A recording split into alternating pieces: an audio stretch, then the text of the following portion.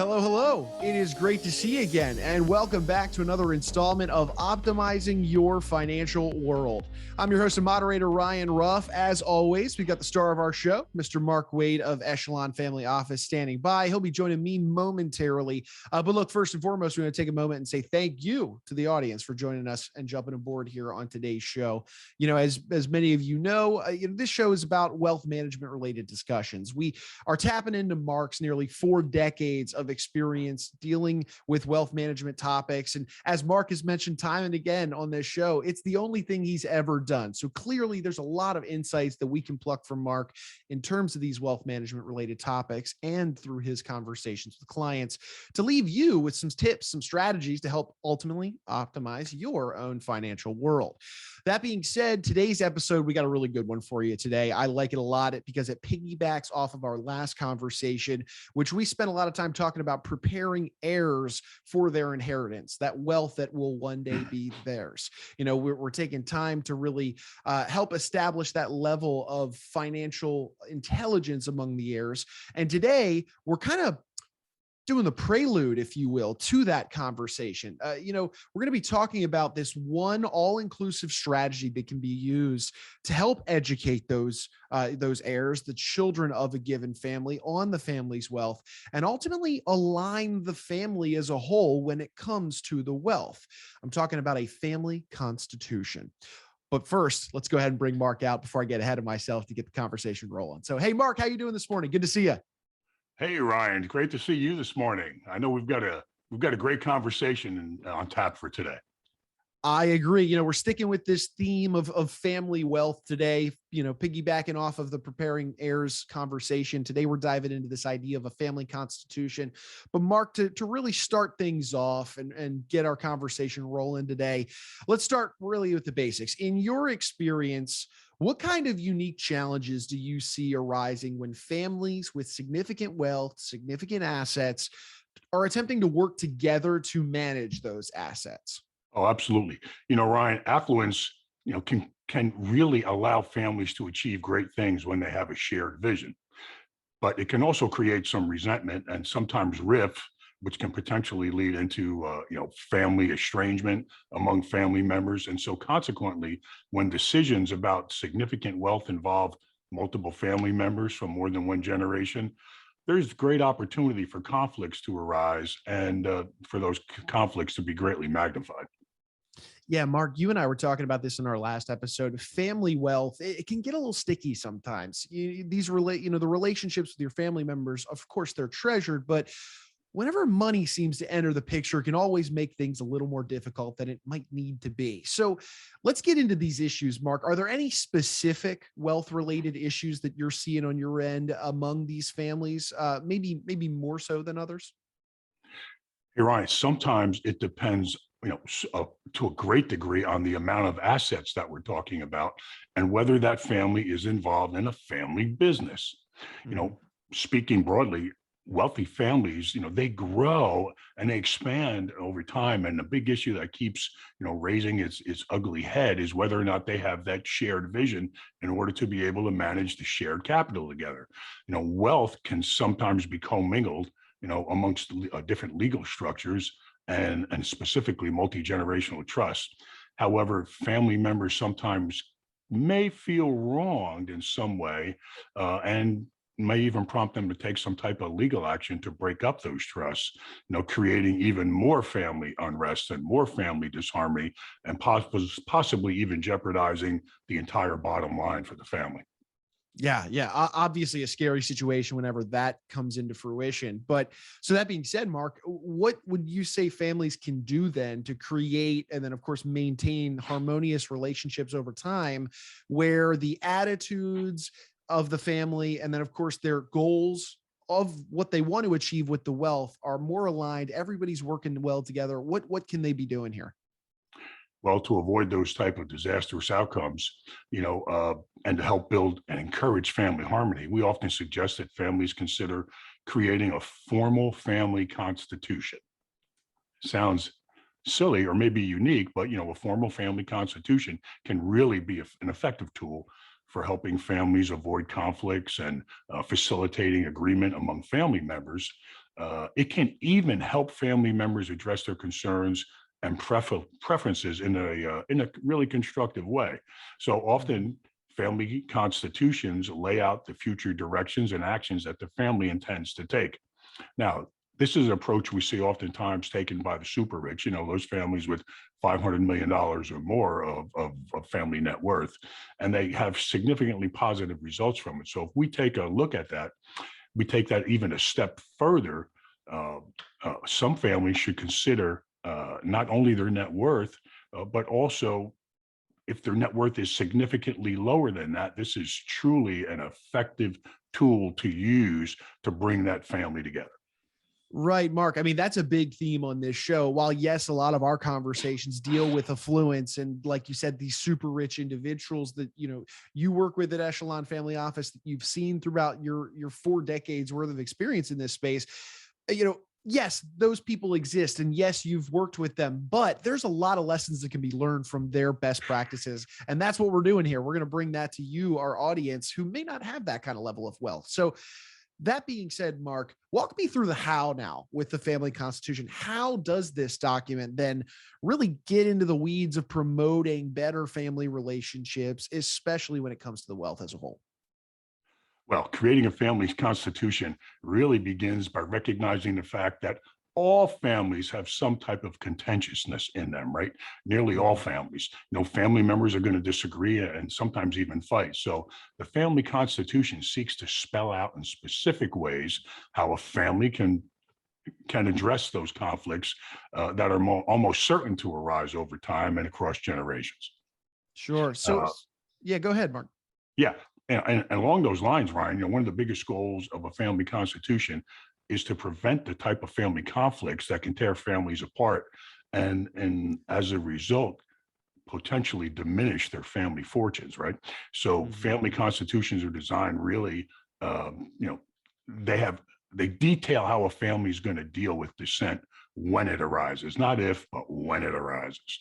So when there's a specific method for managing and dealing with those family conflicts that's already in place, and those methods are well documented and described, then a family can be very effective at reducing the infighting, and with hopes of even eliminating it happening even at all, right? So the whole point of the family constitution is to head off those conflicts by promoting communication and working towards a consensus among the family members around their core principles, their values, and their long-term intent. What do they want to see happen long-term? We get everybody on the same page. I love that. And for anybody in our audience that's sitting there thinking, whoa, hey, this makes a lot of sense. Getting everybody on the same page, understanding what our direction is as a family and what we want to achieve with our wealth. It makes sense, right? So then how would a family, Mark, go about drafting this family constitution and making sure that the constitution is going to achieve the types of goals and outcomes that the family wants? How do they get started really and draft it? Well, let's look at what it should do, right? A family constitution, at the very minimum, should, amongst a variety of other things, help the family equitably address issues around its wealth, which, it could include things such as operating a family business or family commonly owned real estate, or even other types of real property such as art. As well as the invested wealth and the financial savings. Specifically, a family constitution should probably specify, how the wealth is to be used by family members. What are the intentions? What are the intentions now? What do they want to accomplish now? And how, and specifically how the wealth is to be spent, invested, and of course donated, and who makes those decisions and how the decisions are being made. How family members can provide input and impact the decision making around the distribution and the use of that wealth. And lastly, maybe even how family members are prepared to perpetuate the values that they have decided or that are important to them while they're managing the family wealth. In general, a family constitution are going to include, let's say, 3 basic sections, right? One is, who is the family? You define who the family is. So as families become larger intergenerationally, sometimes those decisions that are made specifying who's family and who is not are very important. How you decide who is family and who is not. So, for example, sometimes family include those who will marry into the family. And then there's the ideology, extremely important. This spells out what the family stands for, including its various values and objectives. What are the things that they're trying to accomplish? And the third thing I would say, the reason for the family staying together. What is the glue that holds this family together? It's got to be beyond just the financial element of it, right? Economics do play an important part, don't get me wrong, and it is, like we mentioned, oftentimes the cause of a lot of family strife, but the details and the rationale for managing this joint capital and the benefits of maintaining family cohesion, it has to be spelled out. What are those reasons to keep this family together? And it includes, things such as love, concern, along with the financial considerations. These are usually a part of this section that we call the reasons for staying together. Man, Mark, I love that high level overview. I mean, there's a lot that really goes into this document that can really Oh, lay the yeah. framework as to, how this family is going to perpetuate their wealth and carry it forward. So you mentioned a lot of different things that I do want to unpack in that. And that first thing is the who part. Who from a family, Mark, should be involved in discussing these issues and then going through that creating and drafting of the document itself? The who. Who's that? Yeah. Okay. So let's start at the top, right? Who are the key decision makers, across the entire family that need to be involved and need to have their opinions and their values and concerns heard. So in developing the family constitution, you have to gain consensus among all the family members. So if you don't have broad-based agreements, the family constitution is not even going to be well written, right? Or written at all for that matter. And if it is written, will it likely not be contested? Chances are, if it's not well written and everyone's voice is not heard, there's a good chance that constitution will be contested. So a family constitution, it ought to be written with, when family relationships are at a good place. It should be written when the family is in a strong place and the relationships are not significantly strained. So that right there will make the consensus more likely. When people are in the right frame of mind and they want to do the right things for the long-term benefit of the family, consensus is much more likely in that case, and all parties should be motivated, to reach a good agreement and develop shared solutions. Makes sense, Mark. And one point of clarification that I feel like we should make for our audience is could you talk to me a little bit about how formal of a document this really is? Like, is this a legal document we're talking about, or is the family constitution more of a real structured set of guidelines and principles? What are we looking at on this front? Great question, Ryan. So, a huge thing that we all have to understand is that a family constitution has got to be seen like a living document. It's not the kind of thing you write once and you throw it in a drawer and it just sits there and it's going to be the same forever. It's not a static one and done type of agreement that you create and just file. Okay. It's likely to be it's likely going to be important that there's flexibility involved. So it's really important that the family constitution has the ability to be modified over time as family circumstances evolve. Think about that. Mhm. So you have to adopt that flexible approach I mentioned. Say certain family members can be given more authority over time. That might be a point that you have to consider in there. Now, as they get older and more trustworthy, for example, we should be able to entrust them with more responsibility. So that approach is going to encourage family harmony over the years, as those families evolve and as they grow and expand. Right. So Mark, it sounds to me as this document, which obviously is evolving and changing over time, given various circumstances across the family, evolving and changing over time, that it sounds like this isn't really a legal document. It's more of a set of guidelines and principles that are updated over time, but should be viewed as a really, key focal point within the family's viewpoints on wealth. So I appreciate you kind of clarifying that for us, because obviously it's not a legal document if it's changing and flowing over time and really meant to just be really a framework. Mark, we're hitting our audience with a lot today, and there's a lot of great information that's contained within this family constitution. And if anybody out there is thinking, man, this makes sense, and there's probably a place for this within me and my family, who then should they turn to for help with all of this? And when I say all of this, I mean a lot. I mean, it's the process of identifying those family goals and concerns, to creating the document itself, and then, of course, like you had just mentioned, maintaining that document over time. Who should a family turn to for help with this? Wow. Yeah. So that's also another great question. You're really hot today, Ryan. You know, gaining consensus, getting everybody to agree upon what is important to the family and what's important. What is that common family agenda, right? So gaining consensus often requires two very important things. If you think about it, life requires these two important things all the time, right? Openness and cooperation among the family members. How often do we see where that doesn't exist? But in order for this family constitution to be effective, you have to have openness and cooperation while you're creating it. So to that end, a lot of wealthy families use what we call a facilitator to help them work through those relational issues and the emotions that are involved, when you're trying to attach, financial issues to emotional and family issues. So, we've seen that conversations around family money oftentimes can get pretty intense. Can you imagine that, Ryan? As they often overlap with family history and other types of acrimony that might exist among the family members. Nowadays, social and political differences also make conversations around family money even more complicated. And so, a third party facilitator oftentimes can help keep the tensions at bay, keep family members focused on the agendas instead of concentrating on their differences that could develop into anger.